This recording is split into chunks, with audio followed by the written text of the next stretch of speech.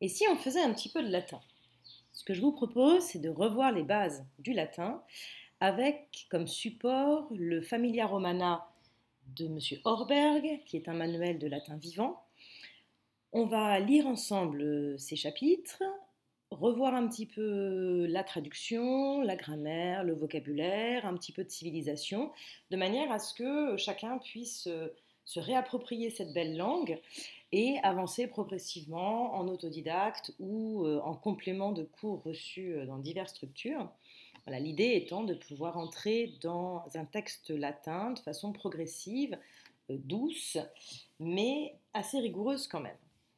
Alors, j'ai décidé de ne pas faire le premier chapitre, mais de commencer au deuxième chapitre qui nous présente la famille, qui va être au cœur de cette grande histoire que raconte Horberg. L'image que vous avez sous les yeux vous présente les membres de la famille, le père Iulius, la mère Aemilia, et leurs trois enfants, deux fils, Marcus et Quintus, et une petite fille, Iulia, la petite dernière. À droite, vous voyez le groupe des esclaves qui interviendront dans l'histoire. Donc Sura, Delia, Davus et Medus. Alors vous avez remarqué comment je prononce le latin, donc je fais le choix de la prononciation reconstituée. Donc vous savez ou pas, alors je ne sais pas exactement quel est votre niveau en latin, il n'y a pas de distinction réelle en latin entre le I et le J et entre le U et le V français. Le V et le J sont des lettres qui ont été inventées au début du XVIIe siècle par un humaniste qui s'appelait Ramus. Et donc on appelle ça les lettres ramistes. Il a voulu distinguer entre deux emplois de ces lettres, puisque en latin, le I et le U sont ce qu'on appelle des demi-voyelles ou demi-consonnes. Vous voyez le verre à moitié plein ou à moitié vide. Donc, c'est-à-dire que dans certains cas, le I est consonne et dans d'autres cas, il est voyelle. Dans certains cas, le U est consonne, dans d'autres cas, il est voyelle. Et on a décidé de transposer en fait les différences de prononciation que cela induisait en deux lettres distinctes de manière à faciliter entre autres la copie des manuscrits. Et c'est ainsi que dans Iulius, par exemple, le premier I est devenu en français un J, ça a donné le prénom Jules, alors que le deuxième I est un I voyelle. Donc, il ne se prononce pas de la même façon. Le I voyelle se prononce comme le I français, alors que le I consonne se prononce YE. Un peu comme notre Y dans le mot YE, le pluriel de œil. Dans Aemilia, les deux I sont voyelles, donc on les prononce normalement. Dans Iulia, qui est un dérivé de Iulius, le premier I est toujours une consonne et le deuxième I une voyelle. Alors pourquoi Iulia s'appelle-t-elle ainsi? Parce qu'à Rome, les filles n'ont pas de prénom. Les filles sont appelées par la forme féminine du nom de famille de leur père. Donc c'est le nom de la gens, de la famille au sens large. La gens, c'est un peu comparable au clan écossais. Donc Julius, ici, vous ne devez pas penser que c'est son prénom. Il s'agit du nom de la gens, donc ce sont tous des membres de la gens Julia, alors que les garçons portent des prénoms. Les prénoms latins sont à peu près au nombre d'une quinzaine à être usités, et ils n'ont comme fonction seulement que de distinguer les garçons d'un même rang dans une famille, des cousins de rang égal ou des frères au sein d'une fratrie.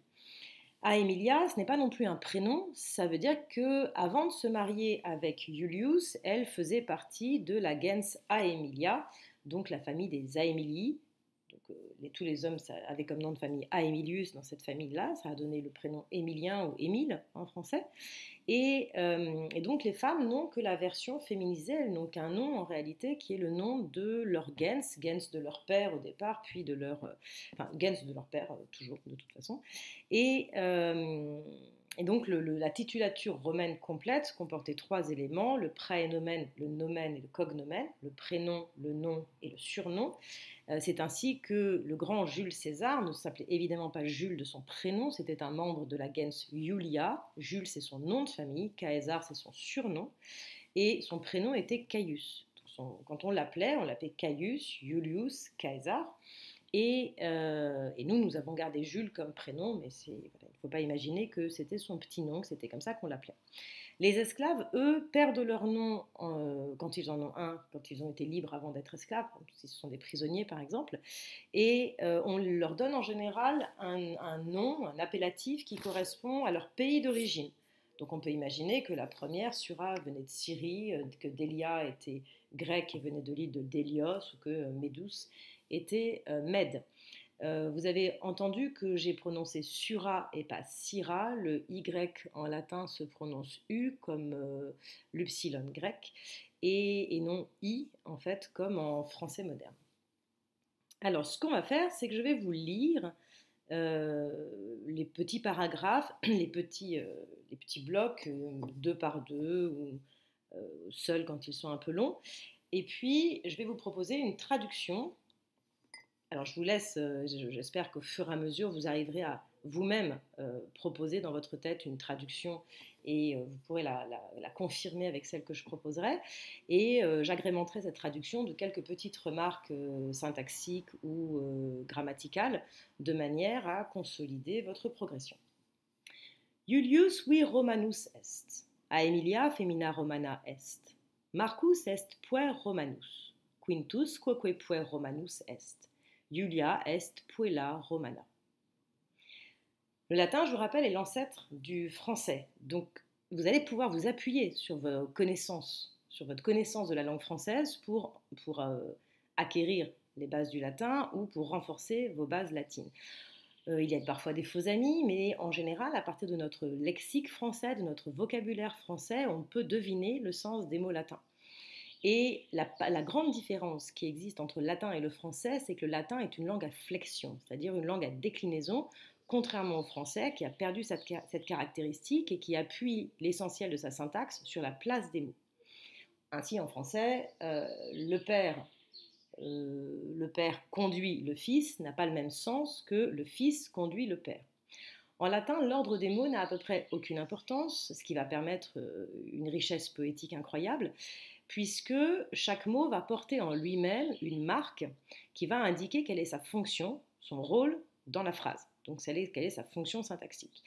Cette marque, on la trouve à la fin du mot, pour les noms, pour les adjectifs, donc pour les mots qui vont se décliner, de la même manière qu'en français, on a gardé ce système-là dans nos conjugaisons, et il faut regarder à la fin de nos verbes pour savoir comment le verbe s'accorde avec son sujet, pour savoir quel est le sujet du verbe, donc qui fait l'action.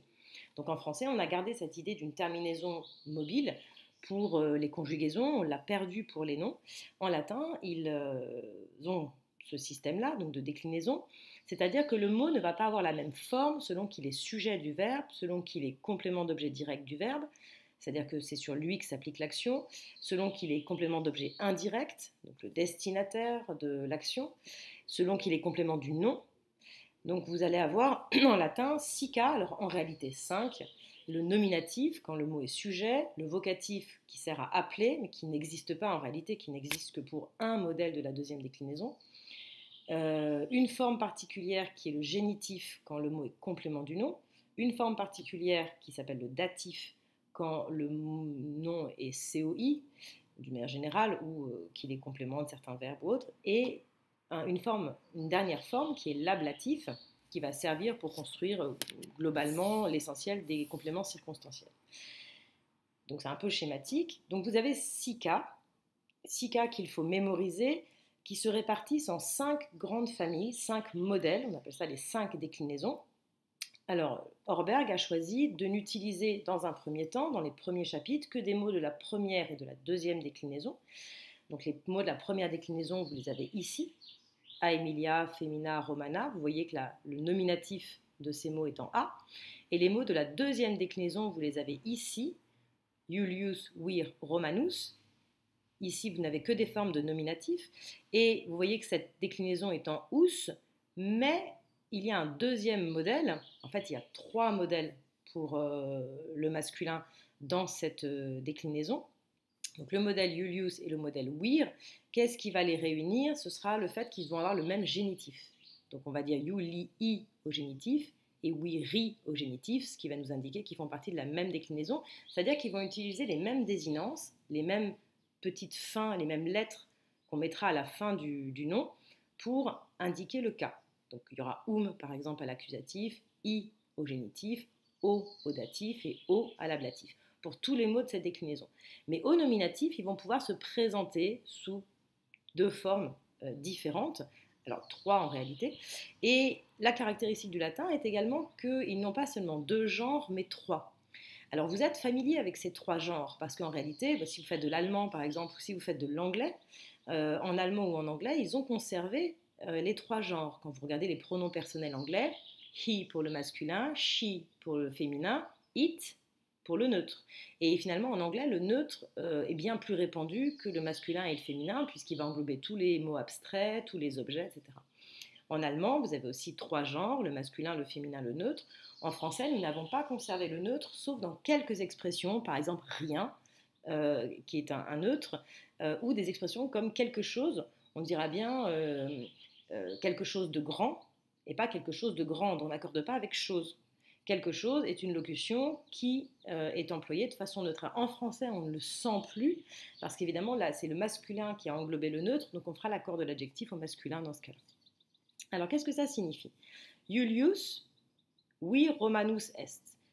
Julius est, vir, un homme, ça a donné virilité, Romanus, romain.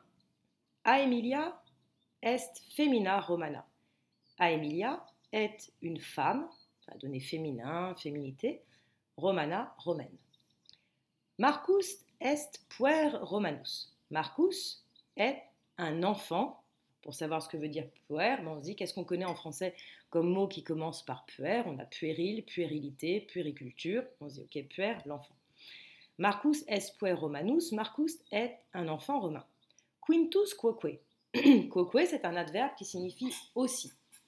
C'est ce qu'a dit Jules César quand il a été assassiné à la Curie. Brutus s'est présenté devant lui au milieu des autres conjurés pour le poignarder et César a dit « Tu quoque mi fili », toi aussi mon fils. Alors en fait, il n'a pas du tout dit ça parce que César était un aristocrate romain, que les aristocrates romains étaient élevés par des nourrices grecques.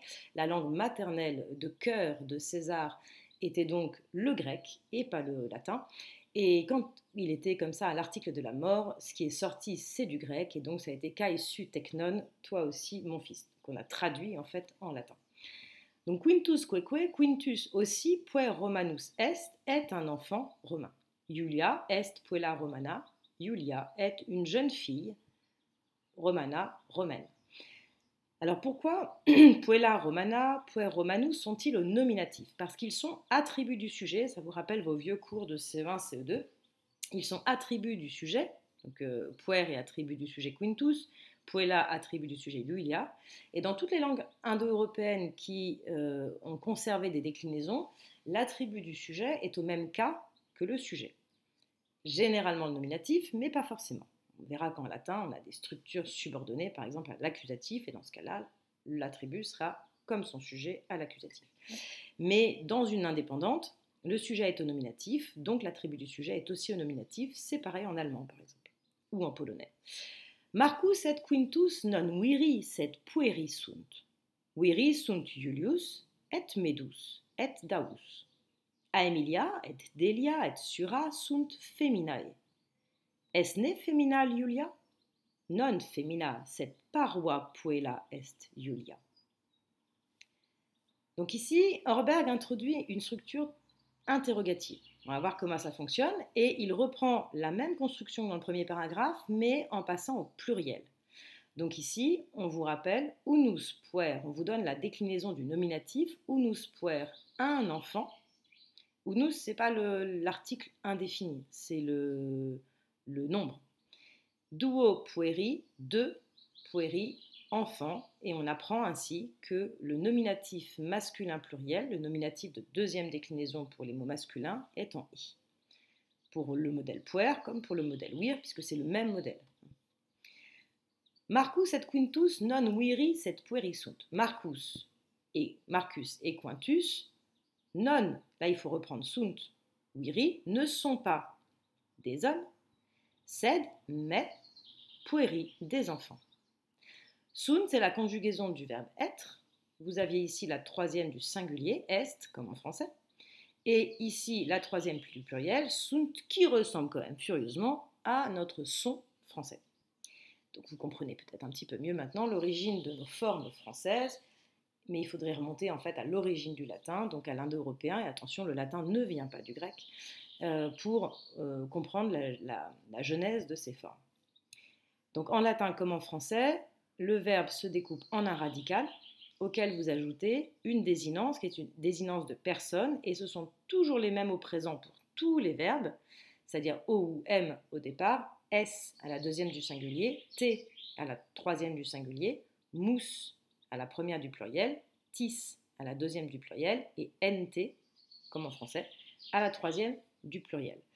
Ces désinences, on les retrouve partout à un certain nombre de temps, ce qui veut dire que la déclinaison latine, même si au départ ça a l'air compliqué parce qu'il y a plein de modèles, elle est en réalité beaucoup plus simple que la conjugaison latine est beaucoup plus simple que la conjugaison française. Si vous avez réussi à apprendre la conjugaison française, ça va être vous allez rentrer comme dans du beurre pour apprendre la conjugaison latine qui est infiniment plus rigoureuse et régulière.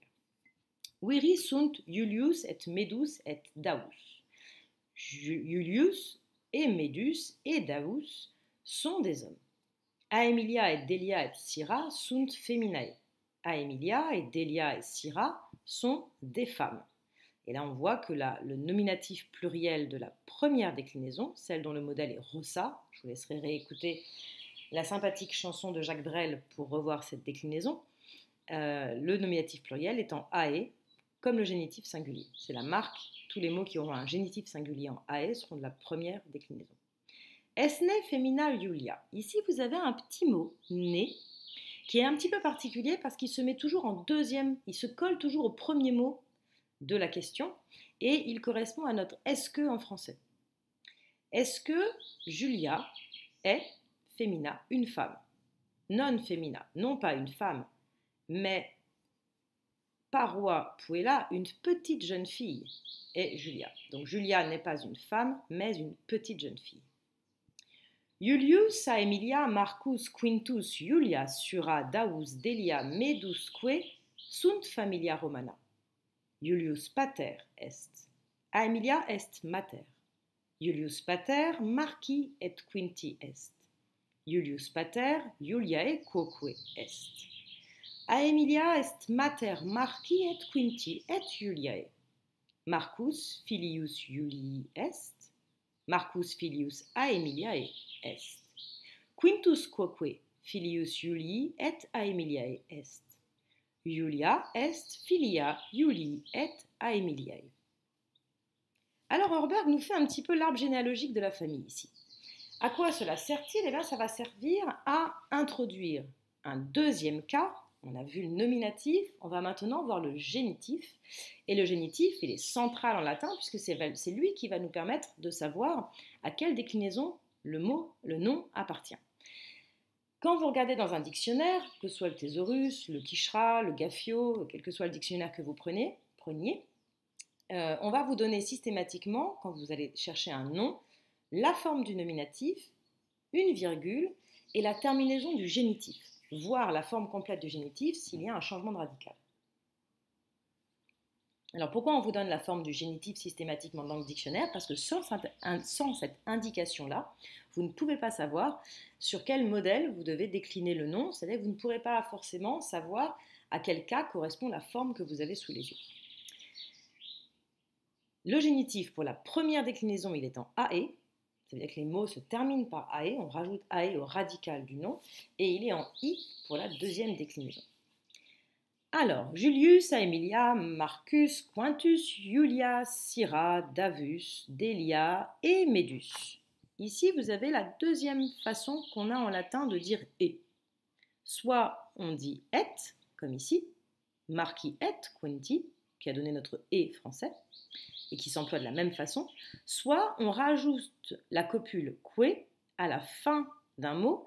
Et alors là, pour nous, c'est un peu moins évident, parce que ça veut dire « et », mais qu'on vient rajouter avant ce mot. Ça veut dire, en fait, quand le mot se termine par « que ce mot s'ajoute au précédent. Or, vous savez ou pas, vous n'avez peut-être jamais réfléchi à la question, mais en indo-européen, on ne peut, dans quelle que soit la langue donc du grand corps indo-européen, on ne peut coordonner que deux mots de même nature et de même fonction. peut pas coordonner un verbe et un adjectif. On ne peut pas coordonner un nom et un adverbe. On ne peut pas coordonner un adjectif et une proposition subordonnée. Donc vous devez coordonner deux mots de même nature et de même fonction. Et donc ça vous indique, une fois que vous avez le coup et à la fin, que ce mot, il va être coordonné à celui qui est avant s'il est de même nature et de même fonction. Sinon, il faut réfléchir. Il faut se dire que c'est peut-être la proposition entière qu'on coordonne, par exemple. Vous voyez, si ça ne peut pas fonctionner. Donc on reverra ça plus tard, mais c'est une petite chose qu'il faut vraiment garder présente à l'esprit, que dans les langues indo-européennes, français, anglais, allemand, etc. Alors je ne sais pas si vous savez qu'il y en a que 3 en Europe qui ne sont pas d'origine indo-européenne. Il y a le hongrois, le basque et le finnois, la langue de la Finlande. Ces 3 langues-là ne sont pas d'origine indo-européenne, ce sont des résurgences, enfin des maintiens de langues de peuples qui étaient là avant la conquête indo-européenne. Toutes les autres langues que l'on parle en Europe sont des langues indo-européennes et elles fonctionnent toutes en fait exactement de la même façon. En fait, c'est pas des langues. C'est pour ça que c'est amusant à l'école quand on dit oui, on apprend des langues étrangères, mais on n'apprend pas des langues étrangères. Enfin, on apprend des cousins. Apprendre une langue étrangère, c'est apprendre le japonais, apprendre l'hébreu, apprendre l'arabe, voilà. Ça, c'est apprendre une langue étrangère, autre. Apprendre l'allemand ou l'espagnol, c'est apprendre une autre modulation de la même langue que le français. Donc tous ces gens-là sont familia romana, une famille romaine. Et là, on se rend compte que la notion de famille à Rome est bien plus large que la notion actuelle de famille. Aujourd'hui, en France, la famille, c'est papa, maman, les enfants, et un peu les grands-parents, des fois vaguement les cousins, mais c'est tout. On n'envisagerait pas d'intégrer la femme de ménage, le jardinier, les gens qui travaillent pour la famille à cette notion de famille. La notion de famille à Rome, il faut la prendre au sens où on parlait du domestique au XVIIe siècle, c'est-à-dire tous les gens qui travaillent finalement dans une même maison, qui travaillent autour d'une même famille. Julius est pater, le père. Pater, le père, ça a donné paternel, paternité, et on se rend compte que c'est le même mot dans toutes les langues parce qu'on a vater en allemand, on a father en anglais, padre en italien, on a gardé ce mot dans toutes les langues proches, et ça nous rappelle qu'en réalité en indo-européen, P, B, V, F, ce n'est qu'une modulation de la même lettre, c'est pour ça qu'on a vater en allemand qui commence par un V mais qui se prononce F, father en anglais, padre en italien, P, F, V, c'est la même lettre, et puis d'ailleurs, prononcez-les devant votre écran, vous aurez l'air malin, prononcez-les et visualisez ce que font vos lèvres, et ce que fait votre langue, et ce que font vos dents, et vous voyez que vous faites des choses très proches quand vous prononcez P, B et V, F.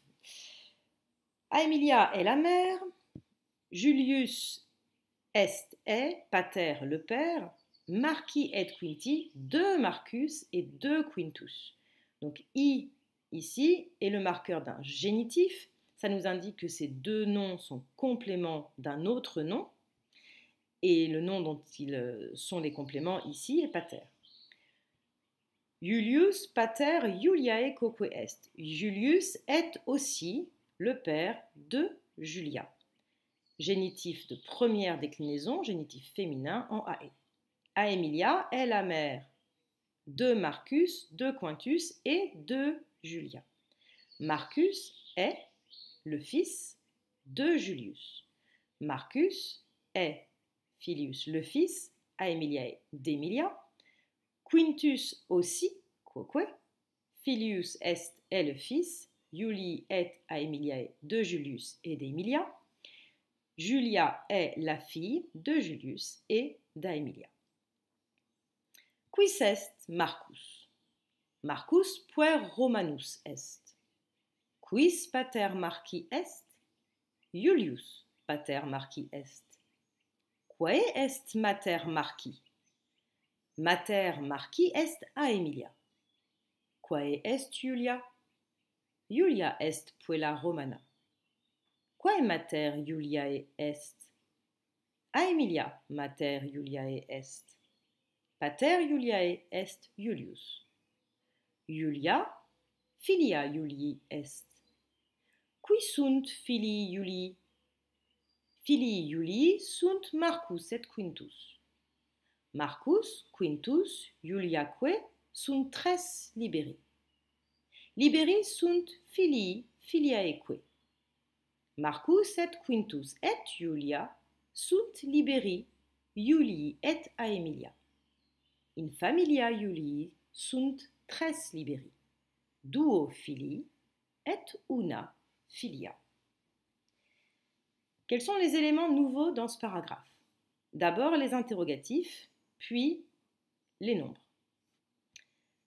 Alors on remonte. Quis, c'est le pronom interrogatif masculin au nominatif. Ça se traduit en français par qui. Quae est le pronom interrogatif féminin au nominatif. Et comme le français n'est pas très original, il le traduit aussi par qui. Ce qui fait qu'en français, on a autant de problèmes d'accord. Parce qu'en fait, quand on demande qui est venu, en fait, il faut déjà qu'on sache de qui il s'agit, parce que parfois, on pourrait devoir accorder au féminin en réalité. Vous voyez, qui peut être masculin, il peut être féminin, il peut être neutre, il peut être singulier, il peut être pluriel. C'est pas très clair. En latin, on aura une forme différente à chaque fois. Qui est Marcus? Marcus est un enfant romain. Qui est le père de Marcus? Vous vous souvenez, I, génitif, donc complément du nom. Julius est le père de Marcus. Quae est mater Marci? Qui est la mère de Marcus? Toujours génitif, toujours en I. Mater Marci est, la mère de Marcus, est Emilia. Quae est Julia? Qui est Julia? Julia est puella romana. Julia est une jeune fille romaine. Qui est, ici, la mère de Julia? Emilia est la mère de Julia.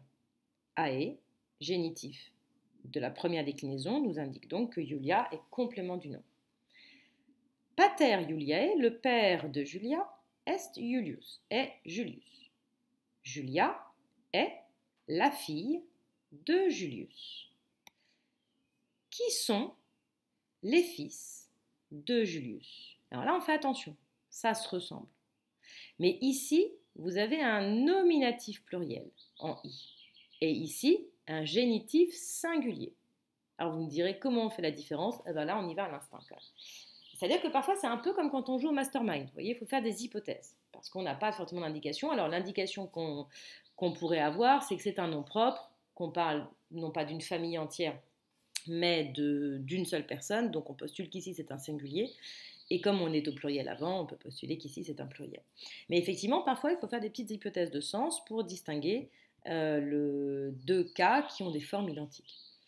Filii Julii, les fils de Julius sont Marcus et Quintus. Marcus, Quintus et, vous vous souvenez, le que, hop, on remonte, et Julia sont 3 liberi enfants. Alors pour dire enfant, on a plusieurs mots. On a puer qui veut dire l'enfant et c'est un constat objectif. Il a un certain âge, donc puer c'est entre 7 ans et 14 ans à peu près. Il a un certain âge, donc il est puer. Mais si on parle de l'enfant de quelqu'un, c'est-à-dire le fils ou la fille, là on va utiliser liberi, toujours au pluriel, liberi liberorum, pour désigner les enfants par rapport à leurs parents. Ok ? Tres, c'est le nombre 3. En latin, les nombres se déclinent jusqu'à 3. Unus se décline, unus, una, unum, c'est-à-dire qu'il change, il peut changer de forme en fonction de son genre, il change de forme en fonction de son nombre. Alors, non, parce qu'il est toujours au singulier. Et il change de genre en fonction de son cas, donc sa fonction dans la phrase. Pareil pour duo, duo, duo, duo. Et pareil pour tres, tres, tria. Qui est en plus une déclinaison un petit peu particulière, parce que voilà, on n'est pas sur le même modèle de déclinaison. À partir de 4, quatuor, quinque, sex, septem, octo, novem, decem, à partir de 4, donc 4, 5, 6, 7, 8, 9, 10, c'est devenu invariable. Les enfants sont les fils et les filles. Donc Orberg nous définit ici le sens du mot liberi. Marcus et Quintus et Julia sont les enfants de Julius et d'Aemilia. Dans la famille de Julius, sunt tres liberi. Sont 3 enfants. Duo filii, 2 fils. et una filia, et une fille. Esne medus filius Iuli, medus filius Iuli non est, medus est servus Iuli. Iulius dominus medi est, Iulius dominus servi est. Davus quoque servus est, medus et davus duo servi sunt. Iulius est dominus medi et davi, Iulius dominus servorum est et pater liberorum. Qu'y a-t-il de nouveau ici? On a appris le nominatif singulier, le nominatif pluriel pour la première et la deuxième déclinaison, au masculin. On a appris le génitif singulier et le génitif pluriel. On a appris le génitif singulier. On apprend maintenant le génitif pluriel, ici, qui est en aurum, pour la deuxième déclinaison. Donc le modèle dominus, le modèle servus, le modèle filius. Donc tous ces mots en ous vont avoir un génitif pluriel en aurum. Ça nous indique que ces mots-là sont au pluriel et sont compléments du nom, généralement le nom qui précède, mais pas forcément. On retrouve notre interrogatif par né, donc on réutilise ce qu'on a déjà vu. Et quoi de nouveau ici? Peut-être un petit peu de vocabulaire, mais rien de bien méchant. Esne medus filius Iuli, est-ce que Médus est le fils de Julius? Médus non est, il n'est pas. Donc là, c'est très spontané pour les Françaises, très proche de ce que l'on connaît déjà. Médus n'est pas filius Iuli, le fils de Julius. En latin, non suffit. On n'a pas une double négation comme en français, on n'a pas une locution négative en deux parties, mais le non suffit à donner une valeur négative à toute la proposition. Médus est servus Iuli. Médus est l'esclave de Julius. Ça a donné le servage, la servitude, une servante, servir. Iulius est dominus, le maître, Médi de Médus. Dominus, ça a donné notre mot ça a donné dominer, domination, etc., prédominer, et ça a donné aussi le mot dimanche, parce que c'est Domini Dies, le jour du Seigneur. Alors que les autres jours de la semaine, vous avez peut-être déjà réfléchi à la question, mais les autres jours de la semaine en français sont liés à la religion romaine, puisque lundi, c'est pas qu'ils finissent tous par di. Di, c'est dies en latin, qui veut dire le jour. Lundi, lunae dies, le jour de la lune. Mardi, martis dies, le jour de Mars. Mercredi, mercurii dies, le jour de Mercure. Jeudi, Iovis dies, le jour de Jupiter. Vendredi, Veneris dies, le jour de Vénus. Et samedi, c'est le jour du sabbat juif. Donc, dans notre société laïque, tous les jours de notre semaine sont liés à des divinités, soit donc 5 pour les divinités romaines, 1 pour le dieu du judaïsme et 1 pour le dieu chrétien. Et c'est un peu la même chose pour les mois. Le mois de mars, c'est le mois du dieu Mars. Le mois de mai, c'est le mois de la déesse Maya. Le mois de juin, c'est le mois de la déesse Junon. Le mois d'avril, c'est Aprilis, le mois de la déesse Aphrodite, donc Vénus. Le mois de février, c'est le mois des fébrois, qui sont les fèves que l'on offrait aux morts dans les cérémonies funéraires, parce que c'est le dernier mois de l'année en réalité, février, puisque l'année commence en mars. Le mois de janvier, c'est le mois de Janus. Et il m'en manque un, non c'est bon. Et après, vous avez 2 mois qui sont liés à l'histoire romaine, le mois de juillet qui est le mois de Iulie, de Jules César, et du coup son successeur Auguste s'est pris un mois pour lui tout seul, le mois d'août, qui est le mois de Augustus, Auguste, et à partir de septembre, eh bien, on compte en fait. Septembre, c'est le 7e mois, octobre le 8e mois, novembre le 9e mois, décembre 10e mois, septem, octo, novem, décem, les chiffres, 7, 8, 9, 10. Mais évidemment, ça ne marche pas à partir de janvier, mais parce que l'année ne commençait pas en janvier. C'était l'année politique qui commençait en janvier à Rome, mais l'année réelle, l'année civile réelle, en fait, commençait avec le début du calendrier liturgique, et donc c'était début mars.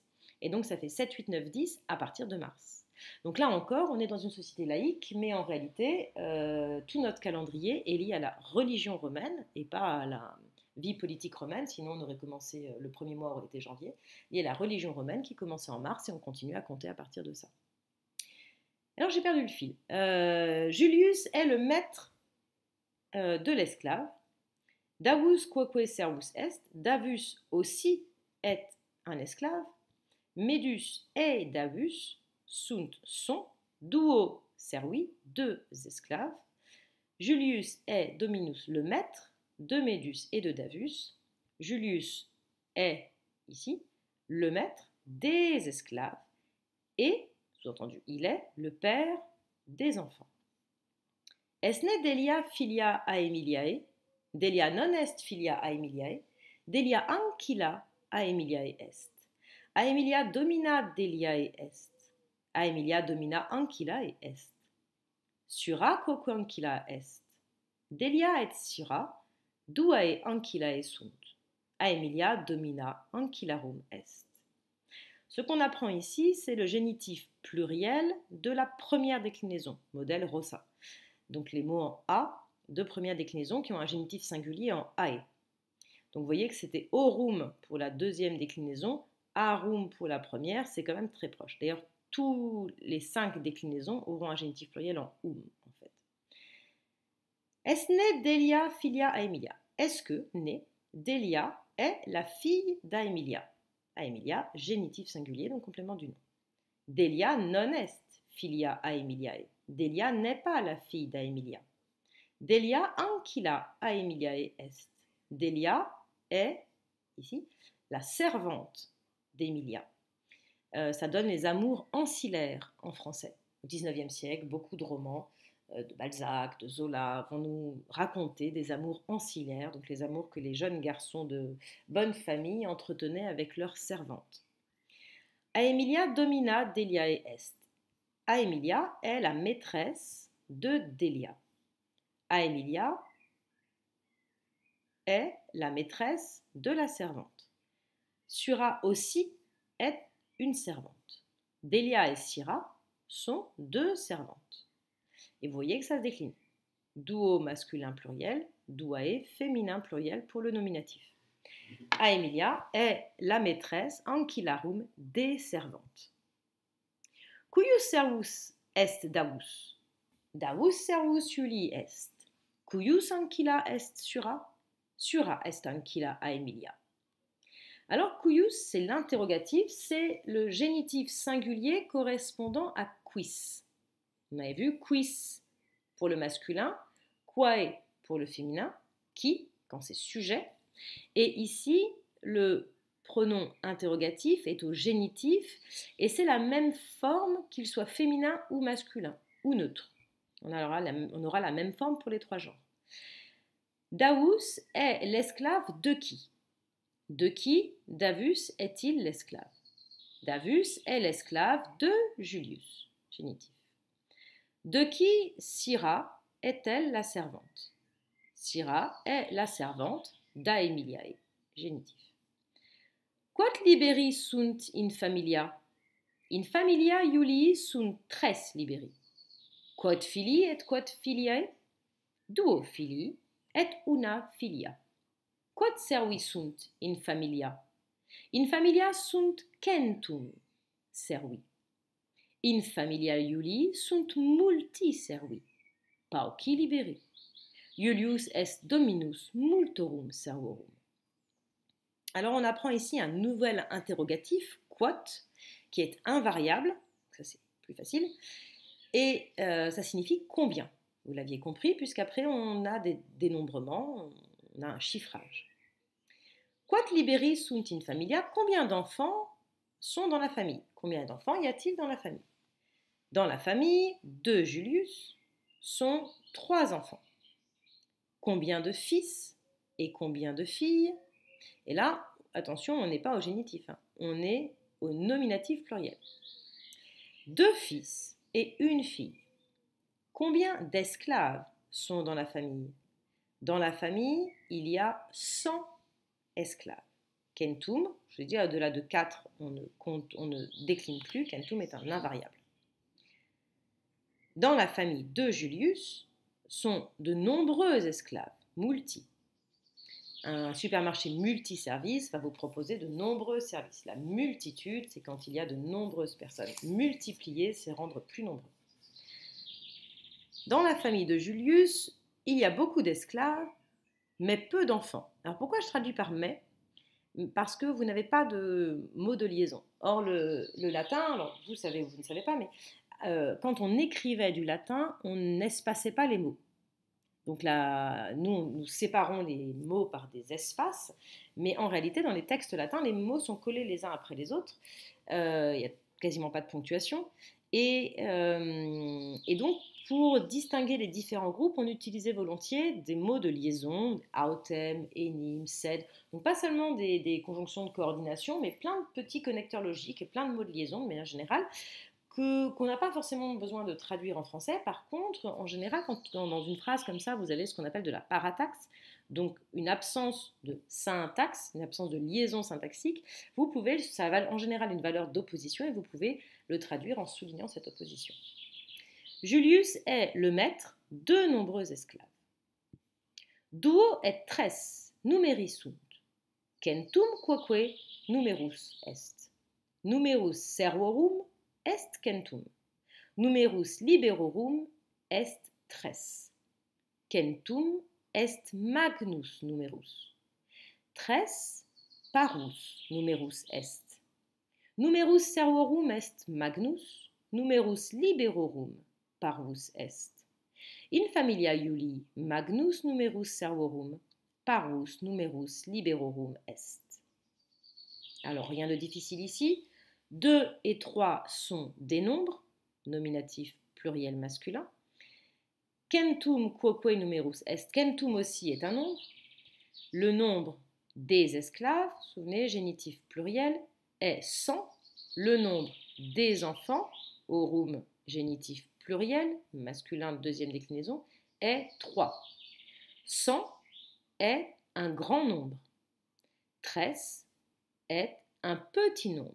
Parus, ça signifie petit. Et magnus, grand. Charlemagne, c'est Carolus Magnus, Charles le Grand. Quelqu'un qui est magnanime, c'est qu'il a de la grandeur d'âme, de la générosité. Numerus, le nombre des esclaves est grand. Le nombre des enfants est petit. Dans la famille de Julius, il y a un grand nombre d'esclaves, mais un petit nombre d'enfants. Medus servus Graecus est. Delia est ancilla Graeca. In familia Iulii sunt multi servi Graeci, multaeque ancillae Graecae. Esne Aemilia femina Graeca? Aemilia non est femina Graeca, sed Romana. Iulius non vir Graecus, sed Romanus est. L'attention va se porter ici sur l'origine des membres de la famille. Médus est un esclave grec. Délia est une servante grecque. Dans la famille de Julius, il y a de nombreux esclaves grecs et de nombreuses servantes grecques. On voit que les adjectifs s'accordent de façon tout à fait logique dans toutes les langues indo-européennes, en genre, en nombre et en cas, avec le nom dont ils sont épithètes. Souvenez là encore, cours de CE1, fonction de l'adjectif, quand il est collé à côté du nom, il est épithète. Si l'adjectif est épithète, il va s'accorder comme en français, en nombre, en genre. Alors en latin, il va en plus s'accorder en cas, avec le nom auquel il s'accorde. Est-ce que Emilia est une femme grecque? Emilia n'est pas une femme grecque, mais romaine.